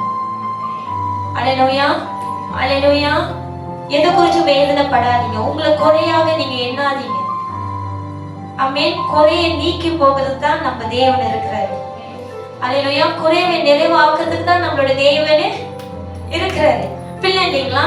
பிள்ளை இல்லை, ஏற்கனவே பிள்ளை இல்லை. ஒரு பிள்ளை போகுதுன்னு நினைச்சிட்டேன், ஒரு பிள்ளை போகுதுன்னு நினைச்சு 5 வருஷம் ஆயிடுச்சு. ரேகனுக்கும் எத்தனை வயசு ஆயிடுச்சு? 5 வயசு ஆயிடுச்சா? பிள்ளை இல்லை. திடீர்னு பாஸ்டர் நம்ம பிள்ளையை தத்து எடுத்துக்கலான்ட்டு. அவருக்கு பொம்பளை பிள்ளை வேணுமா? கொஞ்ச நேரத்துல, ஏன்னா அப்ப நான் ஒண்ணு சின்ன பிள்ளை தானே, நான் சின்ன பிள்ளை தான் எனக்கு. ஆனா சின்ன பிள்ளை தயாரா இல்லை. ஒரு பிள்ளையை நான் தத்து எடுக்கணும்னா நான் வந்து physically and mentally I should be prepare. நான் அப்படி இல்லை. நான் சொன்னேன், எனக்கு 1 மாசம் டைம் கொடுங்க. என்ன மாசம்? 1 மாசம் டைம் கொடுங்க, நான் உங்கள்கிட்ட நான் சொல்லிடுறேன். அவர் என்கிட்ட பேசும்போது 3ஆம் மாசமோ 4ஆம் மாசம் போல, எனக்கு 1 மாசம் டைம் கொடுங்க, நான் உங்களுக்கு தீர்மானத்தை நான் சொல்லிடுறேன். பாஸ்டர் வந்து ஃபிக்ஸ் ஆயிட்டாரு. ஃபிக்ஸ் ஆகி அவர் அவ்வளவு கான்ஃபிடென்ட் ஆயிட்டு வந்து பேசினாரு. நான் சொன்னேன், எனக்கு 1 மாசம் டைம் கொடுங்க. 5 வருஷம் கேட்காத பிள்ளைய அந்த 1 மாசத்துல முழங்கால் போட்டு கேட்ட தெரியுங்களா? எத்தனை வருஷம் ஆச்சு? ரேகன் பிறந்து 5 வருஷம் ஆச்சு. ஏன்னா நான் அக்செப்ட் பண்ணிட்டேன், எனக்கு பிள்ளை பாக்கியம் இல்லை. ஆனா தேவன் அவரோட கிருபையினால வார்த்தை மூலியமா தான், ஒரு பாஸ்டர் மூலியமாக வார்த்தையாக தான் அவர் பிறந்தாரு. நான் அக்செப்ட் பண்ணிட்டேன். ஆனா இருந்தாலும் இந்த பிள்ளையை கொடுத்த தேவன் எனக்கு இன்னொரு பிள்ளையை கொடுப்பாருன்னு சொல்லி நான் பாஸ்டர்ட்ட ஒரு மாசம் கேட்டேன். முழங்கால் போட்டேன், உபவாசத்தை போட்டேன். 1 மாசத்துல நான் வந்து அவருக்கு நான் பதில் சொல்லணும். நான் பிரெக்னன்சி டெஸ்டோட தான் நான் போய் கொடுத்தேன், நான் பிரெக்னெண்டா இருக்கேன். பாருங்க, 5 வருஷம் இல்ல பிள்ளை, அந்த 1 மாசத்துல நான் தேவன்கிட்ட கேட்டபோது தேவன் எனக்கு கொடுத்தாரு. அல்லேலூயா. நம்ம கேட்கறது கொடுக்கிற தேவனா தான் நம்ம கிட்ட இருக்கிறாரு. அல்லேலூயா. அல்லேலூயா. உங்களால முடியல, உங்களால செய்ய முடியல, உங்களால செய்யக்கூட முடியல, தேவனை நீங்க அப்படி பார்க்காதீங்க. அது உங்களாலதான் முடியல. என்னோட நீங்க நானும் வணங்குற தேவனால முடியாத காரியம் ஒன்றுமே இல்லை. நம்ம நினைக்கிறது கூட அவர் அறிகிற தேவனா இருக்கிறார். நான் இன்னொரு சாட்சி சொல்லிடுறேன். இப்பதான் போன வாரம் நடந்தது, இல்ல அதுக்கு போன வாரம் நடந்தது. என்கிட்ட பணம் ரொம்ப குறைவா இருந்தது. எனக்கு பணம் வேண்டியதா இருந்தது, ஒரு காரியத்துக்கு பணம் வேண்டியதா இருந்தது. லான்ச் டைம் நான் என்ன பண்ணுவேன்னா, நான் என் காடிக்கு போயிடுவேன். ஏன்னா காடிக்கு போனா நான் வேதத்தை படிக்கலாம், ஆஃபீஸ்ல நான் பைபிள் திறந்து படிக்க முடியாது. காடிக்கு போயிடுவேன். அப்ப நான் தேவன்கிட்ட சொன்னேன், ஆண்டவரே என்கிட்ட பணம் இவ்வளவுதான் இருக்கு, இந்த பணத்தை நான் பயன்படுத்திட்டேன்னா இந்த காரியத்துக்கு அது பற்றாக்குறையா போயிடும் எப்படின்னு சொல்லிட்டு நான் நடந்துகிட்டே நான் தேவன்கிட்ட பேசிட்டு வந்துட்டு இருக்கும்போது ஆஃபீஸ்ல நடந்தது. சைனீஸ் நியூ இயர் சப்கவுண்ட் அப்பா கொடுத்தாங்க. சப்கவுண்ட் என்ன கொடுத்தாங்க? அப்பா கொடுத்தாங்க. அந்த அப்பா திறக்கும் போது அதுக்குள்ள 200 வெள்ளி இருந்தது. ஹல்லேலூயா. நான் ரொம்ப சந்தோஷப்பட்டேன். ஆண்டவரே, நான் சாதாரணமா நடந்துட்டு போயிட்டு இருக்கும்போது அவங்ககிட்ட சொன்னேன், என்னோட தேவைகளை சந்திச்சு எனக்கு அது ரொம்ப சந்தோஷமா இருந்தது. அது போன வாரமும் இன்னொரு காரியம், சனிக்கிழமை ஞாயிற்றுக்கிழமை 6 மணி மெட்டி சாப்பிடணும்னு ரொம்ப ஆசை, அல்பதான். ஆனா எனக்கு இதெல்லாம் பெரிய விஷயம். மெட்டி சாப்பிடணும். போன வாரம் 200 வெள்ளி மெட்டி சாப்பிடணும்னு ஆசையா இருந்தது. ஆனா இருக்கிற காசை நான் பயன்படுத்திட்டேன்னா மற்ற காரியத்துக்கு என்னால பயன்படுத்த முடியாதுன்னு சொல்லி நான் காலையிலேயே முடிவு பண்ணிட்டேன், ராத்திரி என்ன சாப்பிடணும்னு. உபவாசத்துல இருக்கேன். காலையில முடிவு பண்ணிட்டேன், ஓகே இன்னைக்கு உபவாசம் ஓப்பனிங் மெட்டி சாப்பிடலான்னு. ஆனா காசு பற்றாக்குறை இல்லைங்களா? எப்படி ஆண்டவரேன்னு நான் இது பண்ணிட்டு இருக்கும்போது தவறா எடுத்துக்காதீங்க, ஏன்னா அந்த நபர் என்னதான் இருக்கிறாங்க. நான் தேவன் நாம மகிமை கேட்டதை நான் சொல்றேன். நான் ஒருத்தவங்களுக்கு நான் பணம் கொடுத்துருந்தேன், 400 வெள்ளி கொடுத்துருந்தேன். நம்ம பணம் சபை விசுவாசிக்கு பணம் கேட்டாங்கன்னா மீண்டுமாக எதிர்பார்க்க கூடாது. அது வரும்னு எதிர்பார்த்தீங்கன்னா உங்களுக்கு கசப்பு தான் வரும். ஸோ 400 வெள்ளி கொடுத்துருந்தேன். திடீர்னு தேவ கிருபை. விசுவாசி முதல் தடவை வாங்கின பணத்தை வந்து அன்னைக்கு கொடுத்தாங்க. ஹல்லேலூயா. வாங்கின பணத்தை வந்து கொடுத்தாங்க. எனக்கு ஒரே சந்தோஷம், ஒரே ஆனந்தம். ஏன் சொல்லுங்க, இன்னைக்கு ஓப்பனிங் என்ன இருக்கு? மெட்டி இருக்கு. ஓப்பனிங்க்கு மெட்டி இருக்கு. நான் மட்டும் சாப்பிடுங்க, என் குடும்பத்துக்கு எல்லாத்துக்கும் வாங்கி கொடுத்தேன். எங்க அம்மாவை தவிர, ஏன்னா அவங்க போயிட்டாங்க. ஹல்லேலூயா. தேவன் நம்மளோட வாஞ்சையும் நம்மளோட எதிர்பார்ப்பையும் அறிந்திருக்கிற தேவனாக இருக்கிறாரு. ஹல்லேலூயா. ஹல்லேலூயா. நீங்க வார்த்தையால சொன்னால் மட்டுமே அவர் விளங்கிக் கொள்ளுகிற தேவன் அல்ல. உங்க இருதயத்தை வாஞ்சியத்தையும் உங்களுடைய இருதயத்தின் ஏக்கத்தையும், ஹல்லேலூயா, உங்க கண்ணீருடைய அந்த வேதனையும் அறிந்து கொள்ளுகிற தேவனாக தான் நம்ம தேவன் இருக்கிறது. ஏன்னா அவர் நம்மளை படித்தவர். ஹல்லேலூயா. நம்மளோட ஒவ்வொரு அசைவும் அவர் அறிந்திருக்கிற தேவனாக இருக்கிறாரு. இன்னைக்கு என் பையன் வந்து ஒரு மாதிரியா இருந்தானா நானே கேட்டுருவேன், எப்போதும் நீ இப்படி இருக்க மாட்டேன், நீங்க இப்படி இருக்க. சாதாரண ஒரு தாயை நான் என் மகனுடைய ஒரு மாற்றத்தை என்னால கண்டுகொள்ள முடியுதுன்னா, ஹல்லேலூயா, ஹல்லேலூயா, என்னை படித்த தேவன் எவ்வளவு ஆசையாக எனக்கு இப்படிப்பட்ட மூக்கு, இப்படிப்பட்ட கண்ணு, இப்படிப்பட்ட காதுன்னு அவர் என்னைய செகுத்து அப்படின்னா என்னை உருவாக்கின தேவனுக்கு என்னோட சின்ன ஒரு மாற்றம் அவரால் கண்டுகொள்ள முடியாதா? ஹல்லேலூயா, ஹல்லேலூயா. தேவனுக்கு தெரியுங்களா நம்மளுடைய எதிர்பார்ப்பு, நம்மளோட விருப்பம் என்னது என்று. ஆனா முதலாவது அது நமக்கு நன்மையை உண்டு பண்ணுமா தான் அவர் பார்ப்பார். நன்மையை உண்டு பண்ணுகிறதா இருந்தா நிச்சயமாக தேவன் உங்களை ஆசீர்வதிப்பார். அது தீமையா இருந்ததுன்னா நீங்க எதிர்பார்க்கறது கொடுக்க மாட்டாரு, அதுக்கு மேலானதா அவர் கொடுப்பாரு. ஹல்லேலூயா, ஹல்லேலூயா. யோபு வாழ்க்கை அந்த வசனத்தை படிச்சு முடிச்சிருங்க. குறித்து கேள்விப்பட்டு இருக்கிறீர்கள், கர்த்தருடைய செயலின் முடிவையும் கண்டிருக்கிறீர்கள். கர்த்தர் மிகுந்த உருக்கமும் இரக்கமும் உள்ளவராய் இருக்கிறார். ஹல்லேலூயா. நம்முடைய கர்த்தர் மிக உருக்கமும் இரக்கமும் உள்ளவராய் இருக்கிறார். பொறுமையோட ஓடுங்க, அப்படி வேகமா ஓடாதீங்க. வேதத்துல இன்னொரு ஒரு பங்கு இருக்கு, பயிரிடுறவங்க இருக்காங்க இல்லையா, அப்புறம் வந்து சவாபடி. ஆமே, அவங்க வந்து ஒரு நிச்சயம் இல்லாம தான் அவங்க பயிரிடுறாங்க. மழை வருமா, மழை நாளைக்கு வருமா, நாளை நாளைக்கு வருமா, இல்ல 1 மாசம் கழிச்சு வருமா, இல்ல 3 மாசம் கழிச்சு வருமான்னு அவங்களுக்கே தெரியாது. ஆனா அவங்க நம்பிக்கையில ஒரு ஒரு ஒரு ஒரு நிச்சயம் இல்லாம ஏதோ ஒரு எதிர்பார்ப்புல அவங்க வந்து பயிரிடுறாங்க. மேபி வெயில் அடிக்கும், விட்ட பயிரெல்லாம் செழிப்பு இல்லாம போகலாம். ஆனா என்னைக்கும் அவங்களோட வேலையை அவங்க நிறுத்தினது இல்லை. அவங்களோட வேலையை அவங்க நிறுத்தினதே இல்லை. மீண்டுமாக அந்த மண்ணை நோண்டி அந்த மண்ணை வந்து கொஞ்சம் ஈரமா ஆக்கி மீண்டுமாக அவங்க பயிரிடுவாங்க. என்ன ஒரு நம்பிக்கை இடுறாங்க, மழை வந்துடும். ஹல்லேலூயா. மேபி அது 3 மாசம் ஆகலாம், 6 மாசமா ஆகலாம், 8 மாசம் ஆகலாம், 1 வருஷமா ஆகலாம். ஆனா அவங்களுடைய வேலையை, அவங்களுடைய அந்த கிரிகையை அவங்க நிறுத்தாம அவங்க செய்து கொண்டே இருப்பாங்க. ஏன்னா மழை திடீர்னு வந்துருச்சுன்னா, இன்னைக்கு நம்மளோட பொறுமையும் அப்படிப்பட்டதாக இருக்கணும். பொறுமையோட காத்திருங்க. அது கஷ்டம் தான். ஒரு மனுஷனால பொறுமையாக இருக்க முடியாது, நம்ம அவசரம் கொடுக்கு. உங்களுக்கு புரியுது? நம்ம ரொம்ப அவசரம். பேதுரு மாதிரி, பேதுரு வேதத்துல ரொம்ப அவசரப்படுறவரு. வாயும் சும்மா இருக்காது அவருக்கு. ஹல்லேலூயா. இயேசு கிறிஸ்து சொல்றாரு, தேவகுமாரன் பிடிக்கப்படுகிற நாள் வரப்போகுதுன்னு. பேதுரு உடனடியா, ஏன்னா அவருக்கு இயேசு மேல அவ்வளவு அன்பு, உடனடியா போய் நான் இது விடமாட்ட ஆண்டவரே போய் நிக்கிறாரு. அப்பாலே போ சாத்தான் தான் இயேசு கிறிஸ்து சொன்னாரு பேதுருவை பார்த்து. ஆமென். ஹல்லேலூயா. இன்னொரு கட்டத்துல இயேசு கிறிஸ்துவை பிடிக்க வந்துட்டாங்க கெத்செமனி தோட்டத்துல.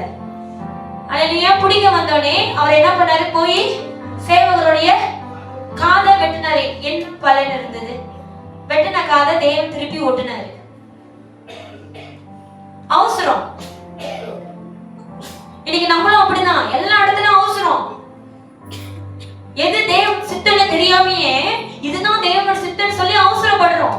இல்ல, பொறுமையோட காத்திருங்க, பொறுமையோட காத்திருங்க. கண்டிப்பா உங்களோட பொறுமை பூரண கிரியை அது கொடுக்கும். பூரண பலனை நீங்க பெற்றுக் கொள்ளுவீங்க. ஹல்லேலூயா. அது தாமதமா ஆனாலும் நீங்க பொறுமையோட கர்த்தரோட சமூகத்துல நீங்க சகித்து காத்திருக்கும் போது தேவன் அதை காண்கிறவராக இருக்கிறாரு. ஹல்லேலூயா. உங்களோட வேதனையை பார்க்கிறாரு, உங்க கண்ணீரை பார்க்கிற தேவன் உங்க மேல இரக்கம் கொண்டு நீங்க எதிர்பார்க்கிற காரியத்தை அது பூர்ணமாகவும் நிறைவாகவும் தேவன் கொடுக்கிறவராக இருக்கிறாரு. ஹல்லேலூயா, ஹல்லேலூயா. இந்த தேவனை நீங்க விசுவாசிங்க. ஆமென், ஆமென். நான் விசுவாசிக்கிறேன். நீங்க புதிய காரியத்தை கற்றுக்கொண்டிருப்பீங்க. விசுவாசத்தின் பரிச்சை அது உங்களுடையது. அந்த விசுவாசத்தை உண்டாக்குறவர் தேவன். ஹல்லேலூயா, ஹல்லேலூயா. சோதனையை சந்தோஷமாக கடந்து வாங்கன்னு தேவனோட வார்த்தை சொல்லுது. ஞானா, நீங்க சோதனையை சந்தோஷமாக நீங்க ஏற்றுக்கொண்டு நீங்க கடந்து வரும்போது உங்களுக்குள்ள 2 ஆவின் கனி கொடுக்கப்படுது, விசுவாசமும் பொறுமையும். ஹல்லேலூயா, ஹல்லேலூயா. 2 ஆவியும் ஜீவன் உள்ளதாக இருக்கு. 2 ஆவியும் அது பூரண கிரியைகளை செய்யக்கூடியதா இருக்குது. அதோட பலனை, தக்க பலனை நீங்க பெற்றுக்கொள்ளுறவர்களாக நீங்க இருப்பீங்க. ஹல்லேலூயா. தேவனை விசுவாசித்தவர்கள் அவங்க தேவன்கிட்ட மகிமையான காரியத்தை பெற்றுக்கொள்ளாம போன இடமே இல்லை. ஹல்லேலூயா, ஹல்லேலூயா. தேவ சமுத்திர காத்திருக்கிறவர்கள் புதிய பலனை கண்டிப்பாக அடைவார்கள். இப்ப வேணுமா உங்க கால்ல பலன் இல்லாம இருக்கலாம், வயிறு ஒரு மாதிரியா கழுக்கலாம். ஏன் பிரச்சனை வந்து இதெல்லாம் நடக்கும். கால்லாம் பலம் இருக்காது, வயிறுலாம் ஒரு மாதிரியா கலக்கும், ஆனா தொழிலும் வராது. ஹல்லேலூயா, ஹல்லேலூயா. சிந்தெல்லாம் ப்ளர் ஆயிரும். நேரதான் பார்ப்போம், ஆனா கண்ணு சிந்தெல்லாம் வேற இடத்துக்கு போயிருக்கும். ஹல்லேலூயா, ஹல்லேலூயா. பொறுமையோட ஓடுங்க, பொறுமைக்கு ஏற்றபடியாக ஓடுங்க. ஹல்லேலூயா. ஓடுன்னு சொன்னே ஓடிடாதீங்க, பொறுமைக்கு ஏற்றபடியாக ஓடுங்க. ஹல்லேலூயா, ஆமென்.